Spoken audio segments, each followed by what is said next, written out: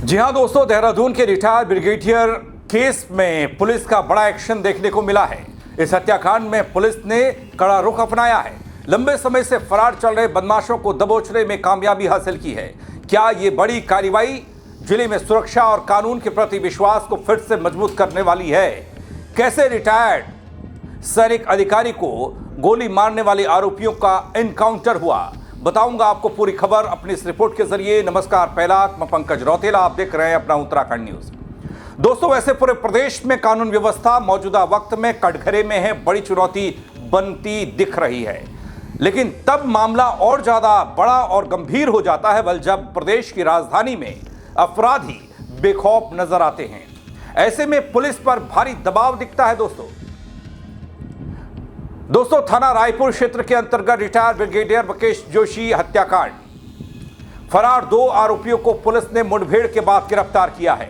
दोस्तों, इन आरोपियों में से एक आरोपी के पैर में गोली लगी है। घटनास्थल से बदमाश के पास से एक पिस्टल बरामद हुई है। साथ ही एसएसपी डोभाल और एसपी सिटी प्रमोद कुमार घटनास्थल का जायजा लेने पहुंचे, आरोपियों से पूछताछ की। दोस्तों, जानकारी जो निकल कर आई वो ये कि राजपुर थाना क्षेत्र में शुक्रवार रात को जोहड़ी गांव में सघन चेकिंग के दौरान ब्रिगेडियर मुकेश जोशी की हत्या में शामिल संदिग्ध बदमाशों की जानकारी देहरादून पुलिस को मिली, जिसके बाद पुलिस ने बदमाशों का पीछा किया। गुनियाल गांव के जंगलों में एक बदमाश को गिरफ्तार किया गया, जबकि दूसरा बदमाश का पीछा करने पर बदमाश ने पुलिस पर उल्टा फायरिंग कर दी। पुलिस की जवाबी कार्रवाई में फायरिंग में बदमाश के पैर में गोली लगी, जिससे वो घायल हुआ। लेकिन दोस्तों, जब पुलिस के शिकंजे में आरोपी आया तो वो गिड़गिड़ाता दिखाई दिया, वो माफी मांगता दिखाई दिया। सर, गलती हो गई सर, आज के बाद नहीं करने कैसी गलती सर। हेलो सर, वापसी भाई। ब्रिगेडियर साहब को गोली लग गई थी सर। सर, अब नहीं होने सर, गलती हो गई सर, मुझे माफ कर दो। दोस्तों, 30 मार्च की सुबह आपसी रंजिश के चलते आरोपियों ने सुबह सैर करने मॉर्निंग वॉक पर निकले रिटायर्ड ब्रिगेडियर मुकेश जोशी को गोली मारी थी। उन्हें अस्पताल पहुंचाया गया था, लेकिन उनकी मौत हो गई। इस घटना को लेकर इलाके में काफी गुस्सा देखने को मिला। आरोपियों की जल्द से जल्द गिरफ्तारी की मांग हुई, दबाव पुलिस पर बढ़ा। दोस्तों, 29 मार्च की देर रात आरोपी कुछाल गेट में स्थित जैन जी रेस्टोरेंट पहुंचे थे, जहां उन्होंने शराब पी, खाना खाया। उनका बिल 40,000 रुपया आया। आरोपियों ने बार स्टाफ के साथ मारपीट तक की, जिसके बाद यह विवाद सड़क पर पहुंचा। 30 मार्च की सुबह बार स्टाफ की फॉर्च्यूनर का पीछा करते हुए आरोपी जोहड़ी गांव तक पहुंचे थे, जहां उन्होंने चलती कार से फायरिंग की, जो कि मॉर्निंग वॉक पर निकले रिटायर्ड ब्रिगेडियर के सीने में गोली लगी, जिनकी इस घटना में मौत हो गई। दोस्तों, पुलिस के मुताबिक शुक्रवार देर रात रिटायर्ड ब्रिगेडियर के सीने में गोली मारने वाले फरार 2 आरोपी 22 साल के मोहम्मद काविश हुसैन त्यागी, जो रहने वाला है मुजफ्फरनगर का, 21 साल का शांतनु त्यागी, जो रहने वाला है सहारनपुर का, इन दोनों को गिरफ्तार किया है। साथ ही घटनास्थल पर पहुंचकर घटनास्थल का निरीक्षण किया गया, बदमाशों से पूछताछ की गई।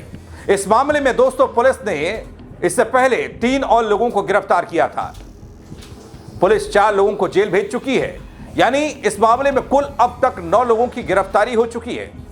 दोस्तों, रिटायर्ड ब्रिगेडियर मुकेश जोशी की हत्या के मामले में पुलिस की यह कार्रवाई न केवल आरोपियों को सजा दिलाने की दिशा में बड़ा कदम देखा जा रहा है, बल्कि जिले में कानून व्यवस्था, देहरादून में कानून व्यवस्था को मजबूत बनाने के लिए एक पहल भी शुरू हो चुकी है। अलग तरह का एक ऑपरेशन, जिस ऑपरेशन के तहत दिन में तो छोड़िए, रात को पुलिसिया गश्त बढ़ चुकी है। पुलिस लगातार सतर्क दिखाई दे रही है, अपराधियों के खिलाफ कोई ढील नहीं दिख रही। इस मामले में अब तक कुल 9 लोगों को गिरफ्तार किया जा चुका है और जांच अभी भी चल रही है। लेकिन दोस्तों, इससे इतर देहरादून ही नहीं, तराई वाले मैदानी इलाके ही नहीं, पहाड़ी इलाकों में भी तनाव और माहौल खराब करने की कोशिशें तमाम दिख रही हैं। पौड़ी का बंजर हाल में हमने देखा, जहां पर मामूली से विवाद ने इतना बड़ा तूल पकड़ा कि धार्मिक तनाव फैल गया। और ऐसा ही हाल आप कई बार हरिद्वार, रुड़की, ऊधम सिंह नगर, काशीपुर का देखते हैं। नैनीताल जिले में भी ऐसी ही तस्वीरें देखने को मिलती हैं। लेकिन इन सबसे इतर सबसे बड़ी चुनौती प्रदेश की राजधानी देहरादून पुलिस के लिए, कि राजधानी में जहां मंत्री, संतरी, नेता, विधायक सब बैठते हैं, बल जहां बड़े अधिकारी सचिवालय में बैठते हैं वहां पर बेखौफ बदमाश घटनाओं को अंजाम देकर फरार हो जाते हैं। इसके पीछे कई तरह के कारण खुलकर निकलकर सामने आ रहे हैं, लेकिन उन सबसे इतर उन कारणों पर कार्रवाई कम ही दिखाई देती है। हाँ, कोई बड़ी घटना होने के बाद भी ऐसी कार्रवाई, गिरफ्तारी हो या एनकाउंटर हो, हाफ एनकाउंटर हो, यह सब देखने को मिलता है, लेकिन जांच पड़ताल से इतर कोई भी तस्वीर ऐसी नहीं दिखाई दी।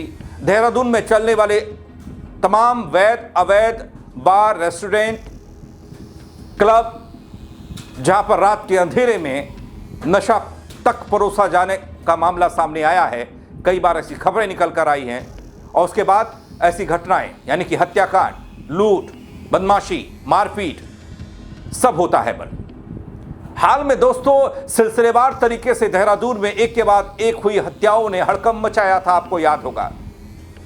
सरकार से लेकर सिस्टम तक हिल गया था, और ऐसे में पुलिस में बड़ा फेरबदल करते हुए एसएसपी को बदल दिया गया। एसएसपी साहब बदले, लेकिन हालात बदलते कम दिखाई दिए।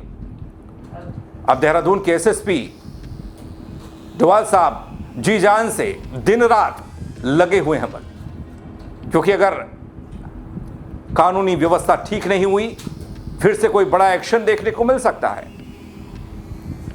ऐसे में दोस्तों देहरादून की बदलती परिभाषा, उत्तराखंड की बदलती परिभाषा, शांत और सौम्य माना जाने वाला यह प्रदेश अचानक से कैसे कानून व्यवस्था के मुहाने पर बड़े बड़े सवालों के साथ खड़ा हो गया, यह अपने आप में सवाल है, जिसमें अब आम इंसान भी अपने आप को सुरक्षित महसूस नहीं कर रहा है। हाँ, रिटायर्ड ब्रिगेडियर को जब गोली लगी, जैसे भी गोली लगी, उस मामले में कार्रवाई करते हुए 9 आरोपी सलाखों के पीछे पुलिस ने भेज दिए हैं, लेकिन इन घटनाओं को रोकने के लिए क्या प्लान है पुलिस के पास, वो पुलिस अब तक खुलासा नहीं कर पाई है। क्या कोई ऐसा प्लान है या होना चाहिए? आप जरूर बताइएगा दोस्तों, कमेंट के जरिए। फेसबुक पर देख रहे हैं तो फॉलो कीजिएगा, यूट्यूब पर देख रहे हैं तो सब्सक्राइब कीजिएगा, शेयर कीजिएगा। खबर को मेरे साथ जुड़ने के लिए आप सबका बहुत शुक्रिया। जय उत्तराखंड।